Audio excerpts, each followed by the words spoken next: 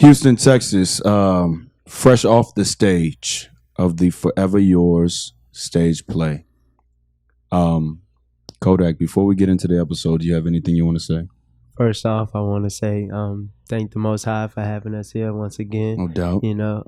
Thank the universe for letting this come around once again. No doubt. And I want to say, man, thank everybody that came out yesterday. No doubt. The whole cast, everything that went down. No it was doubt. crazy. No doubt. Man. No doubt. No doubt. Crazy. I also want to say rest in peace to Nipsey Hussle.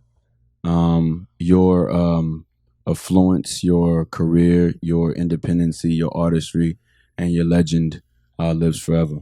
So let's get into the show. Jeremiah 29:11 says, "For I know the plans I have for you, declares the Lord. Plans to prosper you and not to harm you. Plans to give you hope and a future." Dear John, the iconic legend Quincy Jones said, "To know where you came from makes it easier for you to get where you're going." Sean Diddy Combs said, "Everyone has challenges and lessons to learn. We wouldn't be who we are without them." If 2018 and the last 6 years taught you something, it's that anything is attainable with the right focus and determination. Continue to build. Continue to promote your vision. Continue to inspire creativity and make more creatives. In closing, Nas said, "No idea is original. There's nothing new under the sun. It's never what you do, but how it's done. The first chapter of your vision's movements is done. However, you're still a visionary. Peace and blessings. John Ross."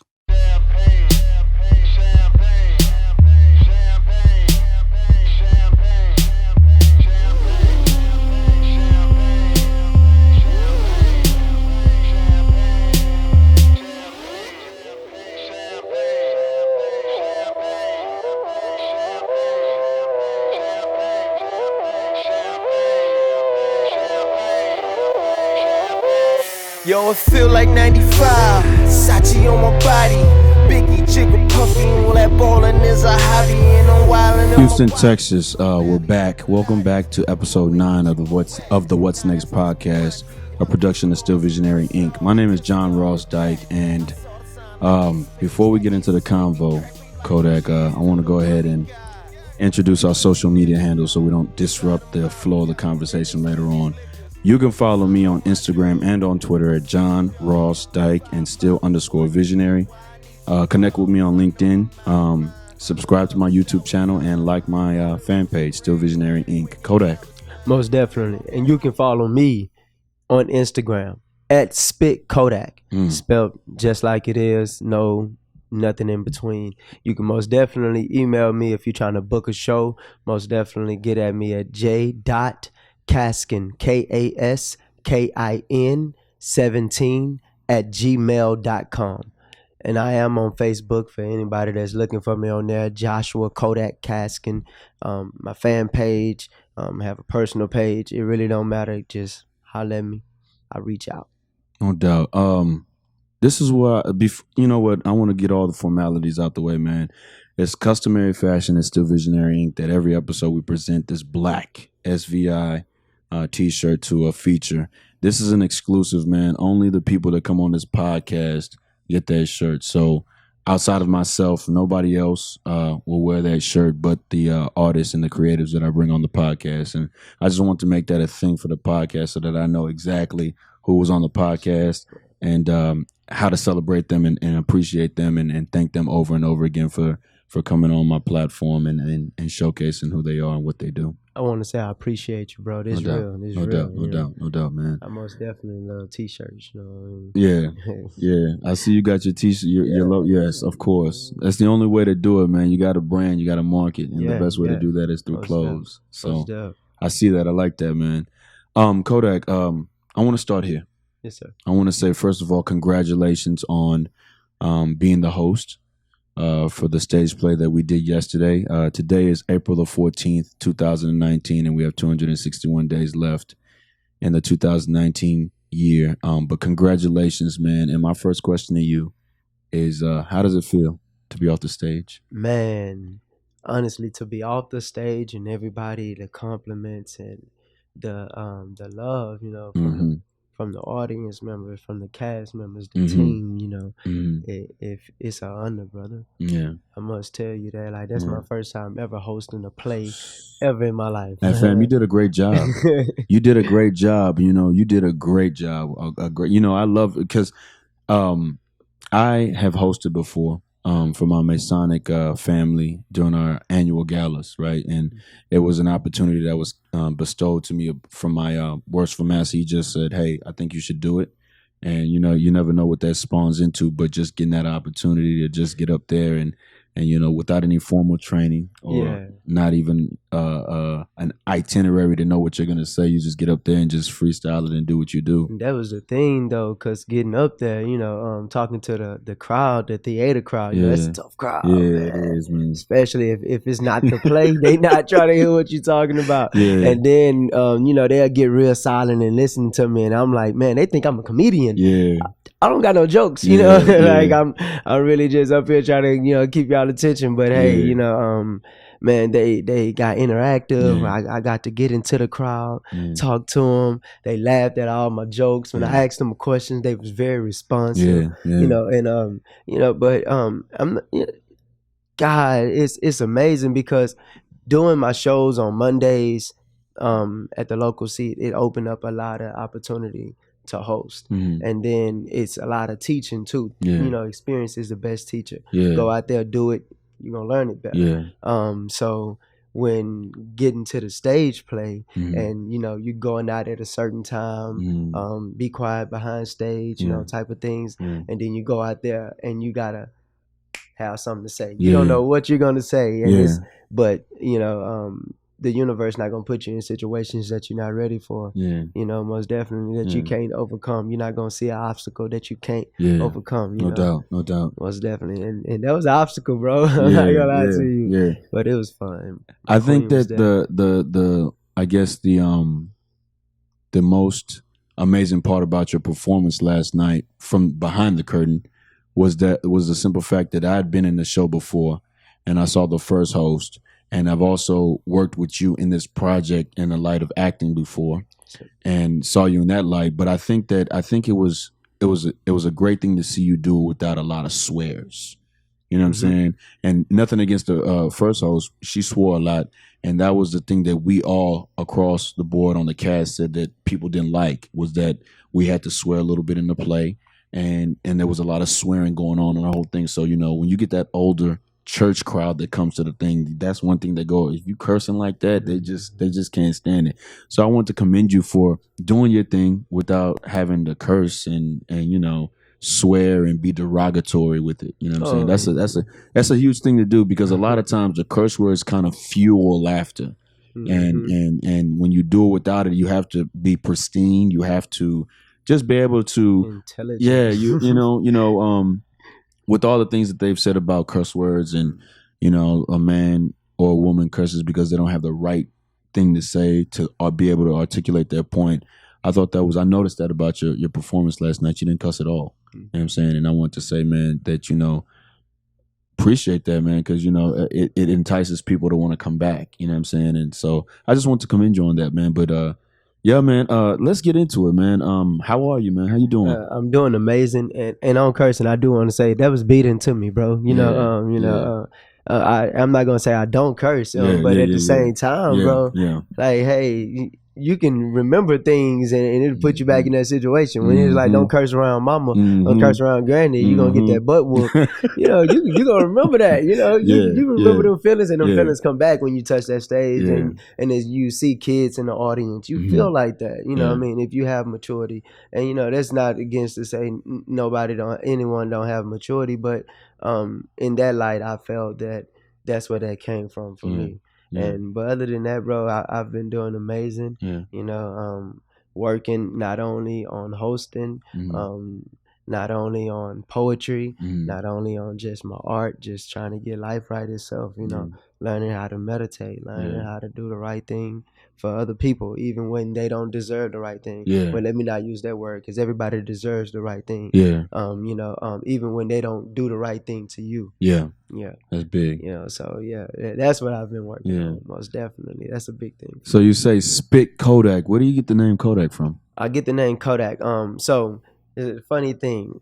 When I started doing poetry, bro, I was like, man, whatever I say, somebody gonna remember me. Okay. So I'm like, man, but what name can I have? Well, they gonna remember me just off my name. Okay. And I seen like the back of a picture, and it was like Kodak, Kodak, Kodak, Kodak, Kodak. Okay. And when you take a picture, Yeah. it lasts longer. Yeah. So I was like, wow, my name Kodak, bro. No doubt. That easy. I just came up with my name that easy, bro. And I've never changed ever since. Yeah. I've never changed my name. So now, whenever you perform, it becomes memorable. Yes, like people sir. always see it, always remember Yes, it. sir. Yeah, no Yes, doubt. sir. No doubt. And I don't feel like it is just the name itself. Maybe it's the way I thought of it. Maybe being that I wanted it to be something to be memorable, that it is now. Yeah. That was my desire, and my laws of attraction pulled that to it.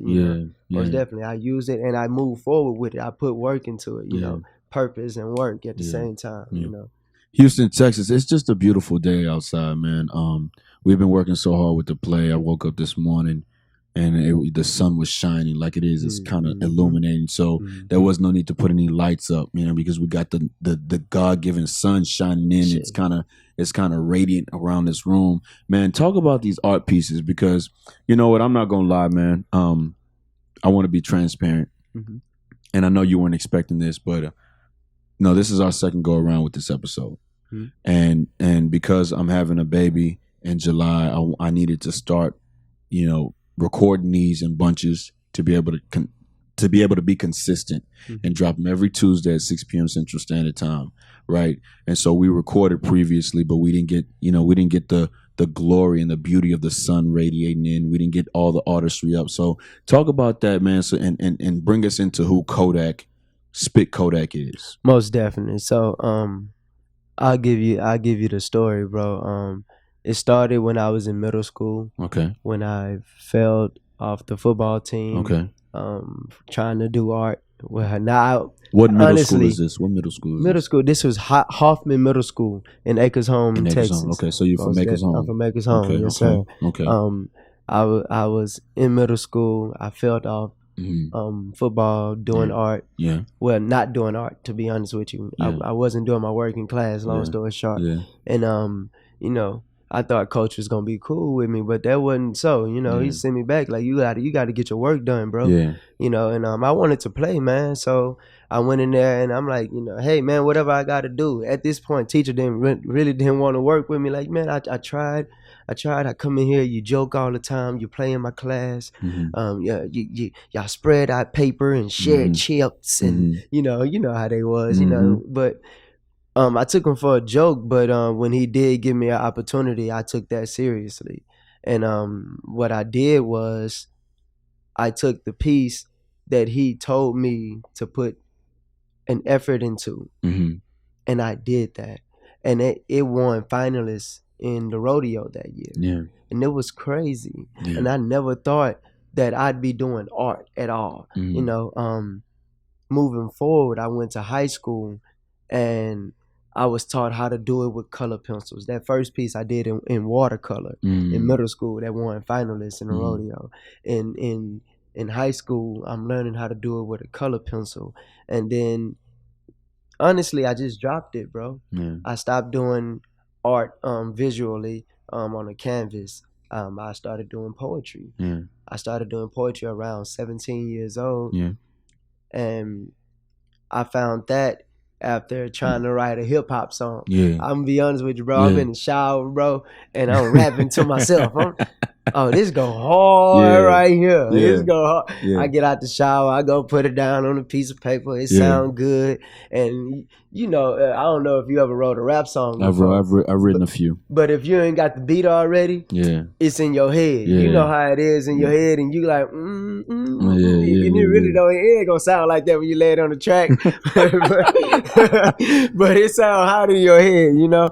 And I figured maybe it get long and drawn out because I was so lyrical that I was looking for artists that was lyrical. Yeah. And doing that on YouTube, when YouTube see you looking at a particular thing, they lead you off to something that's something that's similar to it. Yeah. And it led me to Def Poetry Jam. And with Mos Def hosting. Yeah. And Kanye West getting on there. Yeah. So many different poets, Sheehan, he getting on there, just dope. Yeah. And I'm hearing poetry about how I want to love like that'll make me cut my hair, you know. And it's like, wow, this man ain't got no beat or nothing, and the whole audience rocking with him. Yeah. What if I took the beat away from my lyrics, you know, that I got in my head? Really, I'm not taking nothing away. It's really already there. Yeah. I just never looked at poetry as a form of art that I'd be doing because I looked at hip hop and rap as that way, you know, and that's what happens when you put yourself in that one zone. The universe ain't gonna open you up to everything else. It's gonna let you zone out until you open up your mind to something else, and then the universe open up doors. Like you see, you see, and I never had to change my lyrics and nothing. Just say them. I can tell by the way you're positioned on the microphone that you're a poet, because a lot of times when you get on the stage and you're getting ready to see the further back you position yourself, the louder you need to speak into the microphone. But because I'm so close to it and the microphone is going to project what I'm saying, I don't have to, you know, talk all loud like this. You know what I'm saying? And I can tell that you are a poet in itself, man. So take us back to the first time you wrote a lyric. Okay. So other than poetically, okay, Mos Def. Ah, man. Because I want to ask you to spit that piece you did last night and later on. So, you know, that's a whole different, you know, can't wait for that one. Let's go. Let's get it. When's the first time you wrote? What's the first poem you wrote? Oh, let me try to go. Ooh. I wrote a poem about because I was Christian at this point. I wrote a poem about how we're doing one thing but judging everybody else for the things that they're doing. Like, I said a line in there, we always talking down about how somebody not lending a helping hand, but we hold our head down and roll our window up when we stop at the red light passing the homeless man. Most of the poem was circled around that, but I wasn't that, I'm not going to say lyrical because lyrically I was there. The structure of the poem wasn't there. I knew what I was trying to say, and whatever I was trying to say got out. Not granted, whatever I was trying to say, it was nice. You know, it was nice for what it was and for who I was at that time. But as my artistry grew, I started finding teammates like Self the Poet. You know, I found him when I touched Texas Southern. When we started working, when we was found by Black Blues and Rain the Poet. Black Blues. You know, we was found by them. Rain told Black Blues about us. Black Blues come check us out at a spot that we spitting at. We don't know nobody in the audience like trying to recruit us. We just spitting. You know, and that was just me and Self at that time. Any stage we was trying to get on, like it's a poem that we got called F Up the Cipher. And it's a line in there, Self say, every stage to kill every stage was on our bucket list. You know what I'm saying? So every stage we touched on, bro, we did not hold back. Yeah. Regardless, no matter what poem we was doing, Yeah. no matter if we rehearsed or not, we could have been drunk or something in Yeah. the show, like, Yeah. you know. Yeah. But bro, we didn't hold back, man. Yeah. And I'm not in Blue's mind, but I can picture that when he was there and he came out and he seen us perform, he was like, yeah, man, these mans got a slam. Yeah. He heard what we had and it wasn't slam material, Yeah. but he was like, these men right here, Rain, you right. Yeah.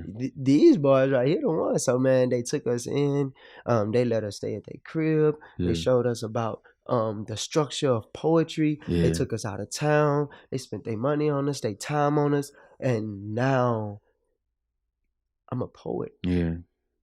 See, and that's I think it's important for me to say this, that I think that I had receded from being a poet because of the simple fact that I couldn't write poetry for what it really is. It's not in that ABC, ABD, AB form.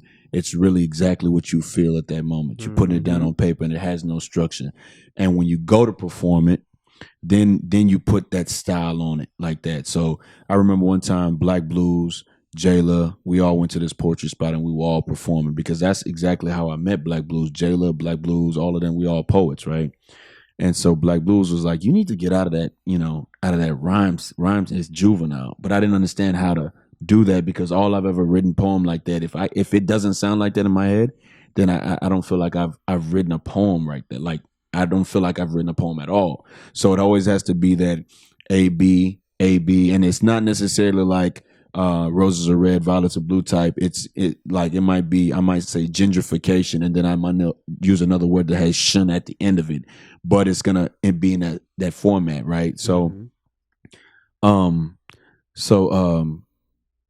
the thing that I liked about your performance, and I want to tie it back into you being the MC last night, was that there was a moment where there was a dead spot during intermission. And after Levi sung and walked off, you walked on and you said something. And then you pulled people in and said, y'all want to hear a poem? I got one for you. And you just went. Give us that poem. Most definitely. Give us that poem. Because we were back there, we were just, you know what it was? This is where it was. It wasn't during intermission.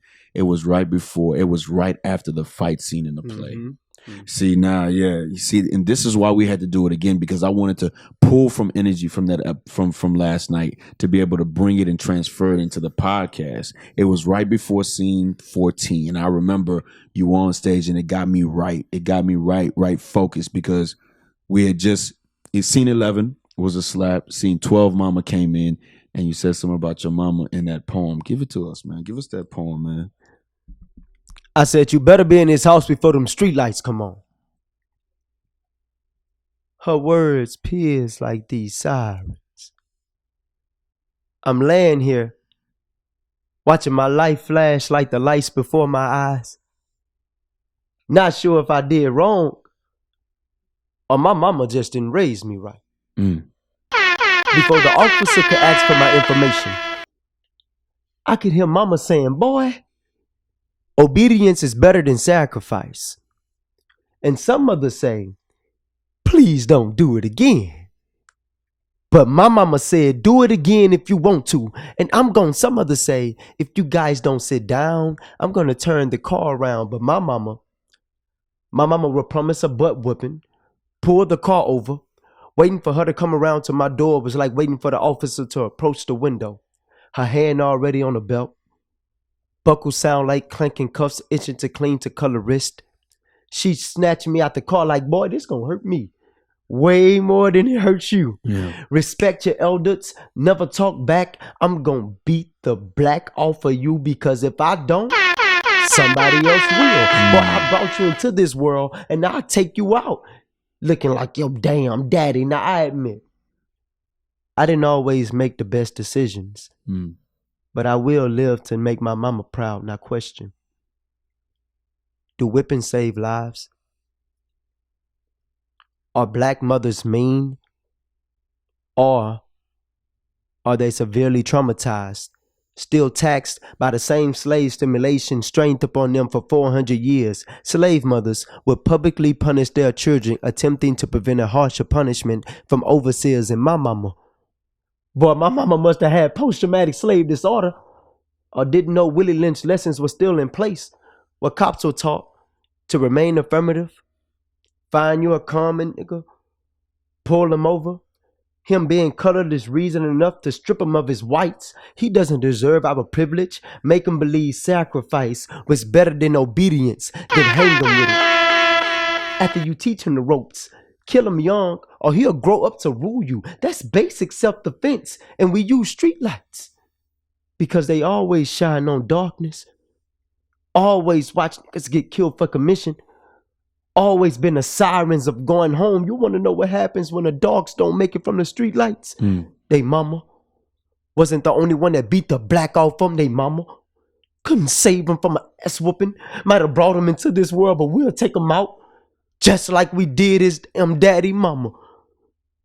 I know you'd be proud if I survived the traffic stop, but really hurt you more than it hurt me to whoop your son to prevent becoming a victim, or a hashtag, or another chalked outline due to police brutality? Was it worth it? Raising this slave, teaching me to respect my authorities, my elders, for my own survival. Would you still be proud if I died with dignity? If death determined my destination and I couldn't come knocking at the front door, would you be proud that I'm finally home?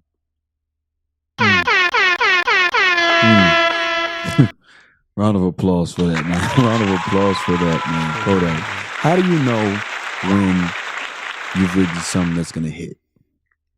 When it hit me. Okay.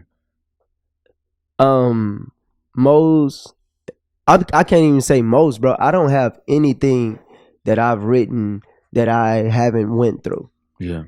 That I haven't experienced, I haven't written anything that I haven't experienced. Yeah. And granted, everybody else probably have too, but it's something about my ear, bro. Mm-hmm. I noticed that's something that the Most High have given to me, that the universe placed into me. It's something about the sound. Like, I have the sound for a talent, bro. Mm-hmm. If somebody can act, I can hear it. Somebody can sign, I can hear. Like, you can sing, I can hear it too. But, know, if you can sign, I can hear. If you got art, like, I can see it. Yeah. If it's going to be dope, I can see that. I can hear that. And when I write it and I hear it, bro, and it's in order to me, and it shocks me if I see somebody else do this, and this gonna drive me crazy. Mm-hmm. This the one. Yeah. This the one. Yeah. And I try to make everything that I do like that.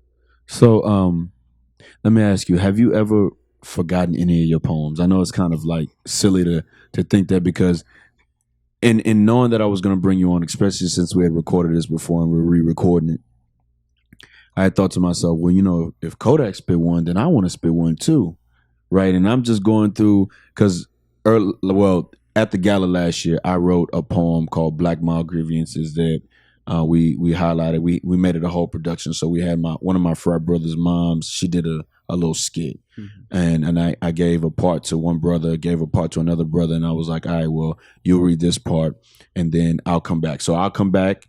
You read a part from the poem I wrote. So this is what it was. I wrote a poem about, the Black lives being killed and all of that. Alton Sterling, Trayvon Martin.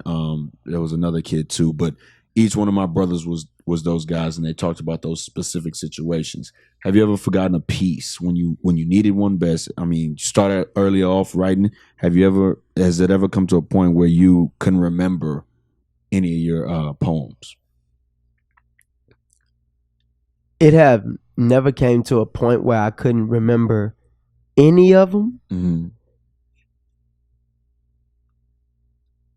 But I have gotten on stage and forgotten a poem. Now, here's the thing with that, though. I've been coached how to leave the stage if I forget a poem and still leave an impression on the crowd. Yeah. one thing, I don't say I don't rethink it, I don't show the audience that I forgot it. Where I messed up at was the end. Yeah. Nobody else wrote my poem other than me. You know what I mean? No, unless you heard my poem somewhere else, nobody else know my poem other than me. And if you heard it somewhere else, you don't know what I did to my poem. Yeah. Other than, nobody else knows that. So, and that goes the same with everybody else. If you ever find yourself in a moment where you feel like you've forgotten some of your artwork that you've written down, take that initiative and, pat yourself on the back for what you've already done, you've written it. If you're performing it and you forgot it, you took the courage out and performed it. You got the nuts. Yeah. So you pat yourself on the back for what you've already done. And that's what I've learned, bro. Yeah. What song's on your mind right now? Right now, it's Clever, actually, by Erykah Badu. Okay. You like her? I love Erykah Badu. Yeah. And that was like, the peacemaker in my room, in my sanctuary. Yeah. Most definitely she was. What album's that track off of? That album was actually, I had to Google it. I Go don't ahead. know the album. Go ahead. And for me, I would say that the song that's on my mind right now, and I'm gonna keep it with the Victory Lap album because in his passing, what's today? Today is the 14th, so it's been maybe 2-3 weeks, 2 weeks maybe to this. Yeah, it's been maybe 2-3 weeks. Victory Lap for me, man, is a classic CD. I know that they don't give people their roses until after they're gone, man, and I hate. See, what I realized was when in lieu of his passing, I start to see a lot of the things that he was doing as an artist for artists to come. And even though I'm a few months older than him, I'm one of those artists to come. You know what I'm saying?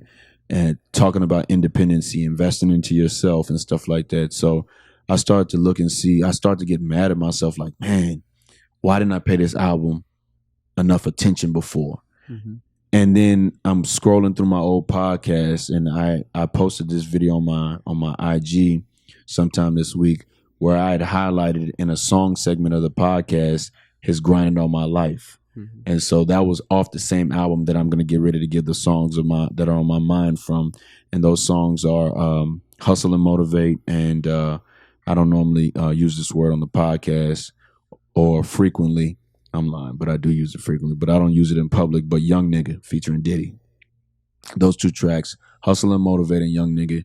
And when I saw that I had talked about grinding on my life on that podcast and I found that clip, I had to post it because it let me know that I had been aware of him before he passed. So those are the songs that are on my mind, man. So we have 261 days left in 2019, man. What do you want out of those 261 days? Most definitely. First off, I want to say that album name was Mama's Gun. Mama's Gun. Mama's.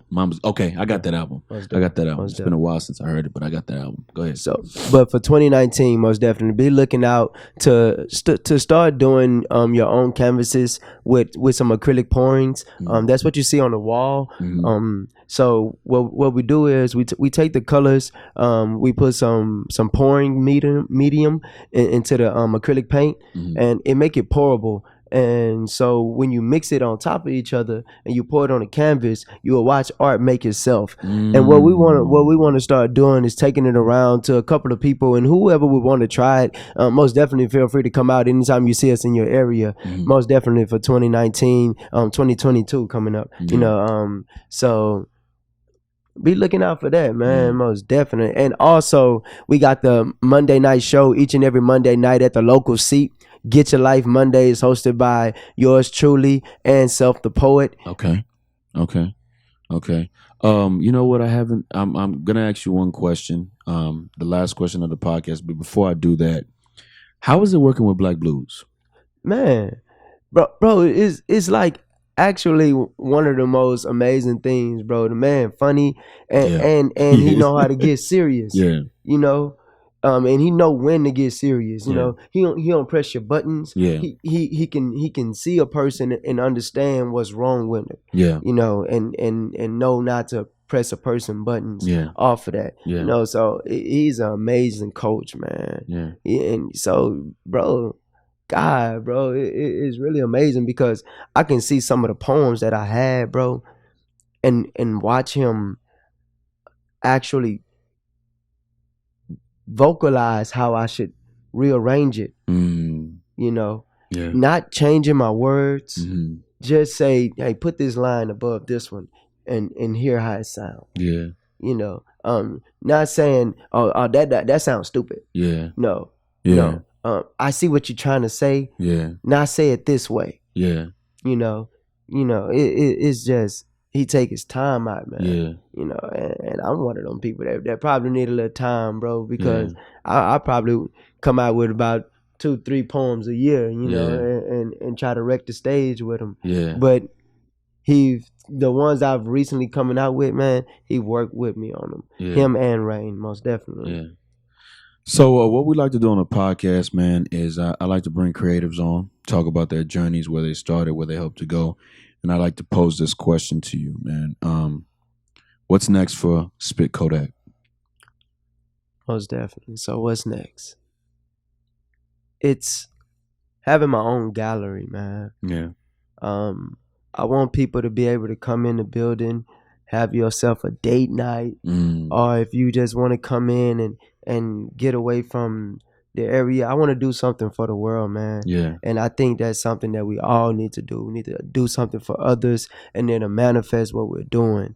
So I want to realize that a lot that I've been trying to do has been, you know, selfishly for myself. And if I broaden that horizon and make it for other people, it would open so many other doors, you know, and then I would be able to leave back something more than just what I've done. Yeah. I would be able to, somebody else would be able to be touched without me even talking to them, without even knowing me. Yeah. But something that I've influenced. Yeah. You know, and that's what I want, man. So I want to open up a gallery, not just in Houston, in so many different areas. Yeah.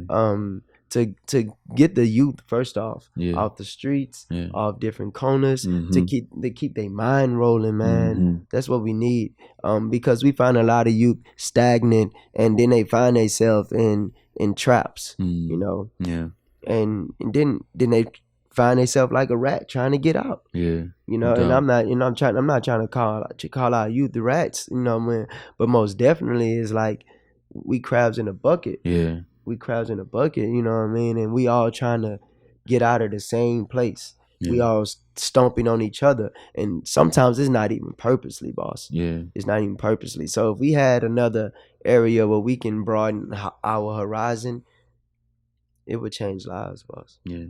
It would change lives. Houston, Texas, man. It's our time. Peace and blessings.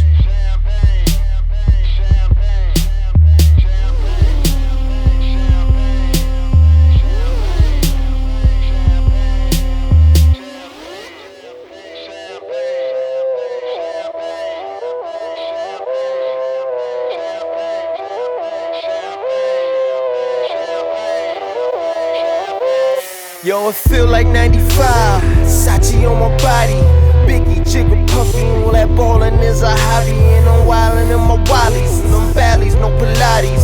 More wet, get you more wet. Nah, that's these Spumante. My crystal ball, I see crystal, I crystal y'all with that. I saw the sign like Ace of Spades, that Ace of Spades get cracked me like cheers to the money guy, the Willie niggas who buy them bottles and then they spill these liquors. Yo, salute my dude. I see you, dawg. 5 bottles, 1 dick. Why I need 2 bras? I know I'm out of line, but love is shower time. You know it rose rain when your cloud is 9.